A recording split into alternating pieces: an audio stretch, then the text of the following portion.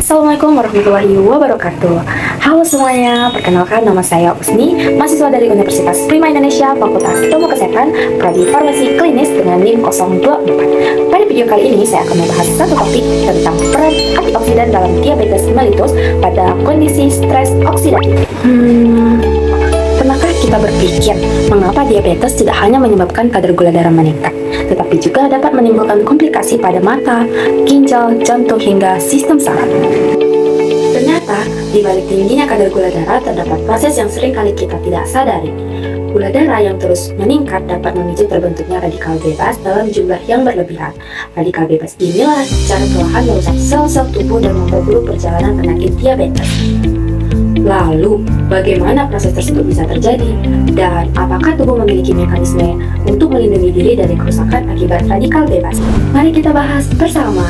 Sebelum kita masuk ke pembahasan yang mendalam, kita perlu terlebih dahulu mengetahui apa itu diabetes. Diabetes mellitus atau DM merupakan penyakit metabolik kronis yang ditandai dengan meningkatnya kadar glukosa atau gula darah yang disebut dengan hiperglikemia. Kondisi ini terjadi karena pankreas tidak mampu menghasilkan insulin dalam jumlah yang cukup. Tubuh mengalami resistensi terhadap kerjanya insulin ataupun kombinasi dari keduanya.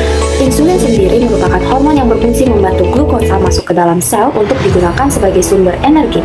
Ketika insulin tidak bekerja dengan baik, glukosa akan menumpuk ke dalam darah sehingga menyebabkan hiperglikemia. Apabila kondisi ini berlangsung dalam waktu yang lama tanpa pengendalian yang baik, diabetes dapat menimbulkan berbagai komplikasi serius seperti penyakit jantung, stroke, ginjal, kerusakan saraf, gangguan penglihatan, hingga luka pada kaki yang sulit untuk sembuh. Namun, ternyata bahayanya diabetes bukan hanya disebabkan oleh tingginya kadar gula darah. Ada proses lain yang ikut berperan, yaitu stres oksidatif. Nah, bagaimana hiperglikemia memicu terbentuknya radikal bebas ya? Ketika kadar glukosa dalam darah terus meningkat, sel-sel tubuh menerima glukosa dalam jumlah yang berlebihan. Nah, kelebihan glukosa tersebut akan meningkatkan aktivitas metabolisme di dalam mitokondria, sehingga menghasilkan lebih banyak lagi reaksi oksidatif spesies atau disebut dengan ROS atau radikal bebas. Namun, pada penderita diabetes mellitus, produksi ROS meningkat secara berlebihan sehingga melebihi kemampuan sistem untuk menetralisasikannya. Akibatnya terjadi ketidakseimbangan antara jumlah radikal bebas dan juga kemampuan antioksidan tubuh. Kondisi inilah yang disebut dengan stres oksidatif. Apabila stres oksidatif secara terus-menerus, maka sel-sel tubuh akan mulai mengalami kerusakan dan resikonya terjadi berbagai komplikasi diabetes pun semakin meningkat. Setelah memahami bagaimana hiperglikemia memicu terbentuknya reaksi oksigen spesies pada ROS, munculnya pertanyaan, bagaimana sebenarnya radikal bebas tersebut dapat memperburuk diabetes pada mellitus? Kira-kira bagaimana ya? Nah, yang pertama, ROS merusak sel pada pankreas, yaitu sel yang berperan menghasilkan hormon pada insulin. Sel beta pankreas memiliki sistem pertahanan antioksidan yang lebih relatif rendah, sehingga sangat rentan terhadap stres oksidatif. Ketika jumlah ROS meningkat secara berlebihan, radikal bebas akan merusak membran sel, protein, lipid, DNA, serta mitokondria pada sel beta di pankreas. Kerusakan ini menyebabkan kemampuan sel beta dapat memproduksi insulin, menurunkan bahkan dapat mengakibatkan kematian pada sel. Akibatnya, proses produksi insulin semakin berkurang dan kadar glukosa terus-menerus meningkat. Selain merusak sel beta pada pankreas, juga mempengaruhi resistensi pada insulin. Kondisi ini normal. Insulin akan berikatan dengan reseptor sehingga glukosa dapat masuk ke dalam sel untuk digunakan sebagai sumber energi.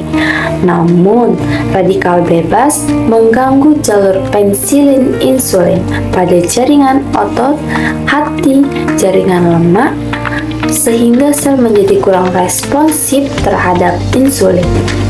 Akibatnya, glukosa sulit masuk ke dalam sel dan tetap berada di dalam aliran darah, sehingga kadar glukosa darah semakin meningkat. Kondisi inilah membentuk suatu siklus yang saling memperburuk. Hiperglikemia meningkatkan pembentukan ROS. ROS merusak sel beta pankreas dan memperparah resistensi pada insulin. Kemudian, kedua kondisi tersebut kembali meningkatkan kadar glukosa darah. Siklus inilah yang berperan dalam perkembangan diabetes serta terjadinya peningkatan resiko. Berbagai komplikasi seperti retinopati, diabetik, neuropati, neurodiabetik, dan penyakit jantung koroner dan stroke. Setelah memahami bagaimana radikal bebas menyebabkan kerusakan, muncul pertanyaan, apakah tubuh memiliki mekanisme untuk melawannya?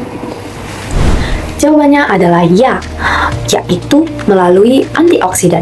Antioksidan merupakan senyawa yang mampu menghambat atau menetralisasi radikal bebas sehingga mencegah kerusakan sel akibat stres oksidatif. Mekanisme kerja antibiotik adalah dengan menyumbangkan elektron kepada radikal bebas sehingga radikal bebas menjadi lebih stabil, tidak lagi merusak sel-sel di dalam tubuh. Selain itu, antioksidan juga membantu menghambat pembentukan pada ROS, melindungi membran sel, protein, dan juga DNA. Kerusakan oksidatif mempertahankan fungsi sel beta pankreas serta membantu meningkatkan sensitivitas pada insulin. Namun, perlu dipahami bahwa antioksidan bukan merupakan pengobatan anti-diabetes. Antioksidan berperan sebagai terapi pendukung yang membantu mengurangi stres oksidatif dan menurunkan resiko terjadinya komplikasi. Lalu, antioksidan dapat berasal dari dalam tubuh maupun dari luar tubuh. Antioksidan yang diproduksi oleh tubuh disebut dengan antioksidan endogen, di antaranya seperti supraoksidin, diasteroidase atau SOD. Ada juga katalase, glutathionin, dan peroksida. Sementara itu, antioksidan eksogen diperoleh dari makan makanan suplemen seperti vitamin C, vitamin E, beta-karotenoid, flavonoid, flavonoid, dan juga selenium. Beberapa sumber makanan yang kaya antioksidan antara lain seperti buah jeruk, buah tomat, buah jambu, buah brokoli, sayuran hijau, teh hijau, kunyit, dan juga coklat hitam, dan satu lagi yaitu kacang-kacangan. Penelitian menunjukkan bahwa pola makan kaya antioksidan dapat membantu mengurangi stres oksidatif, memperbaiki sensitivitas insulin, serta berpotensi menurunkan resiko komplikasi pada diabetes mellitus. Meskipun demikian, konsumsi antioksidan tetap harus diimbangi dengan pola yang hidup sehat, aktivitas fisik yang teratur, serta penggunaan obat antidiabetes sesuai dengan anjuran tenaga kesehatan. Nah, kesimpulannya, diabetes mellitus tidak hanya ditandai oleh tingginya kadar gula darah, tetapi juga peningkatan pembentukan radikal bebas yang menyebabkan stres oksidatif. Karena itu, penerapan pola hidup sehat, konsumsi makanan kaya antioksidan, kepatuhan untuk menjalani terapi, serta pemeriksaan gula darah secara rutin merupakan langkah penting dalam mencegah diabetes mellitus.